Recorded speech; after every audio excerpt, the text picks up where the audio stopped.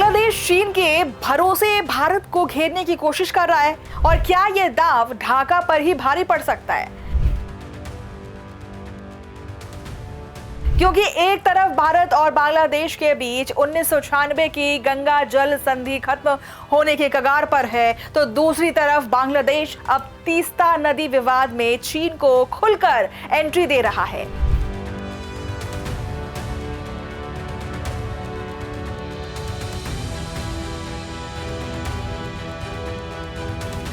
हाल ही में सामने आई जानकारी के मुताबिक बांग्लादेश के विदेश मंत्री खलीलुर रहमान ने बीजिंग में चीन के विदेश मंत्री वांग यी से तीस्ता नदी परियोजना में मदद मांगी है।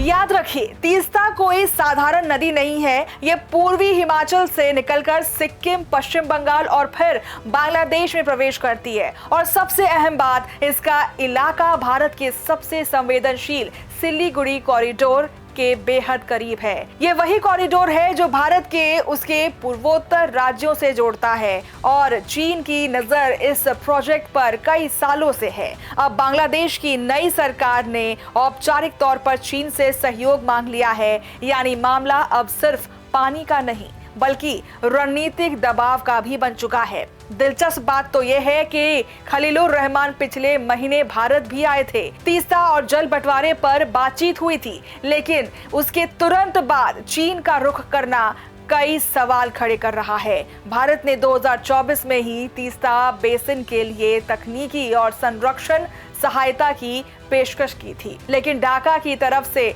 कोई ठोस जवाब नहीं आया। अब भारत के सामने सबसे बड़ी चिंता क्या है?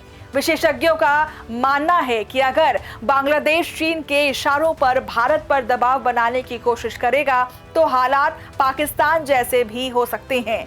जब भारत और पाकिस्तान के रिश्तों में तनाव बढ़ा था, तब सिंधु नदी के पानी को लेकर के भारत ने कड़ा रुख अपनाया था। उसका असर पाकिस्तान के कई इलाकों और खेती पर पड़ा था।